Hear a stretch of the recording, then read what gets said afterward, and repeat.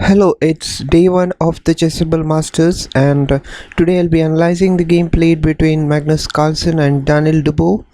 The tournament is the third event in the Magnus Carlsen Chess Tour. The players are split into two groups, with Group A featuring players like Magnus Carlsen, Nakamura, Dubov, Grischuk, Artemev, and Hare Krishna. The players will be playing each other twice in the rapid chess over 10 rounds, and the top 4 will advance to the knockout stage. So now let's get started. So playing white, Carlsen goes for d4 and knight to f6 replies Dubov, and knight to f3 and c6. We are now having a queen's Indian defense. It's a check Indian variation on board. And now h3 stopping Dubov from playing knight g4 and d6, further developing his pieces. Bishop to f4, knight b d7 and e3 and g6, both the players preparing for castling, and bishop to e2, bishop to g7, and both the players castles, and c4 for the capturing the center. And now knight to e4 and queen to c2 attacking the knight on e4, and now Dubov plays e5 attacking the bishop.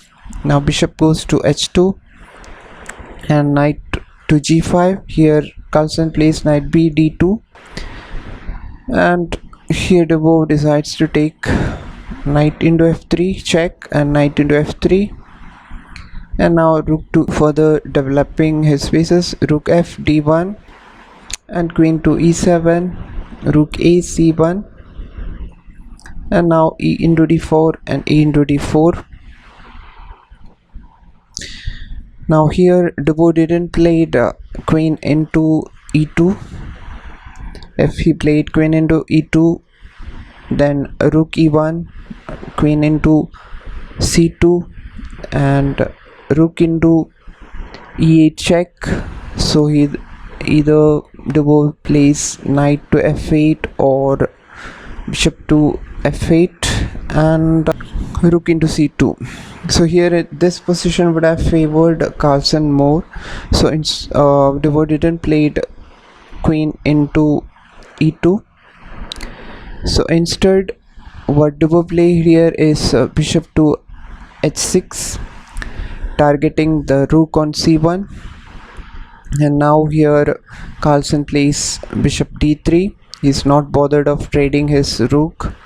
So now bishop into c1, queen into c1, and now queen to f6 and bishop to f4.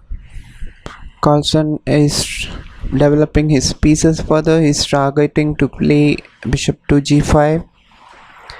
So in reply to bishop f4, Dubov plays knight f8. He's trying to play knight to e6. So here Carlsen plays bishop to g5, attacking the queen on f6. So queen goes to h8 and d5, controlling the e6 square, because Carlsen does not want Dubov to play knight to e6.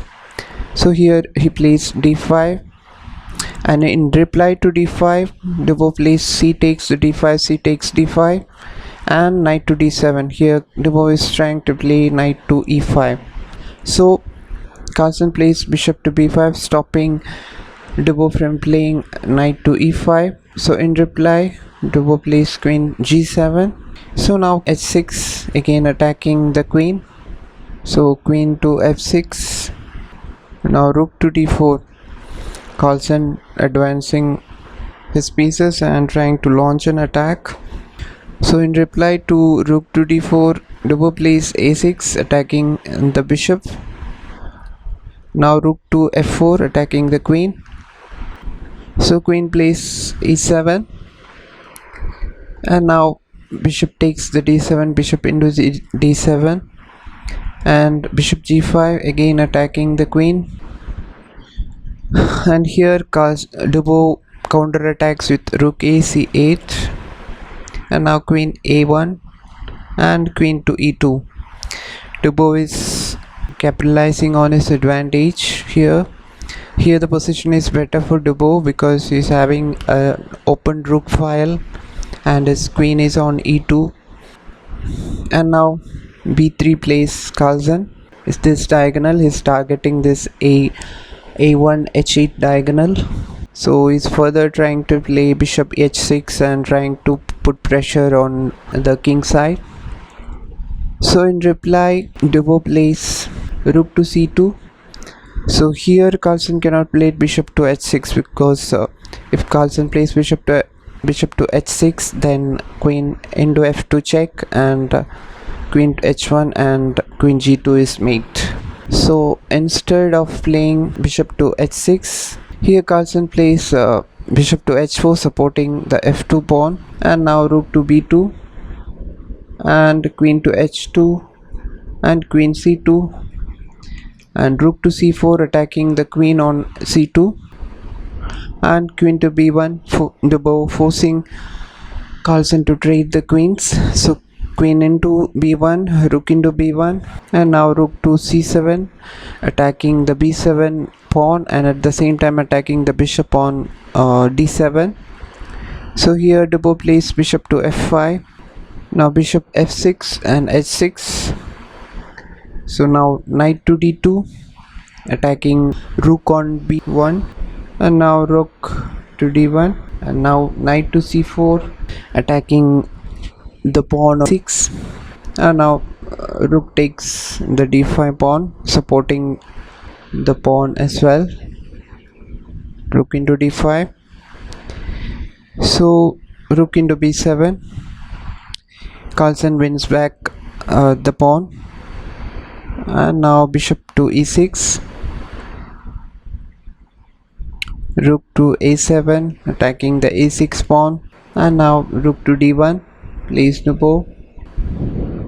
So now knight to b2 attacking the rook, rook to d2 and king to g3, slowly bringing his king also into the game.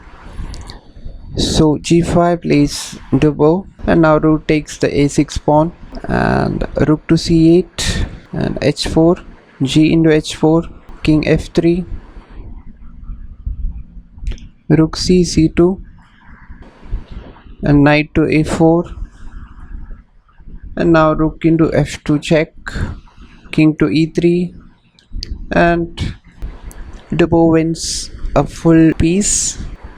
So here it was in this position that Carlsen resigned the game because Carlsen's g2 pawn is in danger. So here whatever he plays like b4, then rook into g2, then his Dubov's h4 pawn is very strong, so he'll get a pass pawn and white's pieces cannot stop Dubov's h4 pawn from queening. So it was a wonderful game played by Dubov.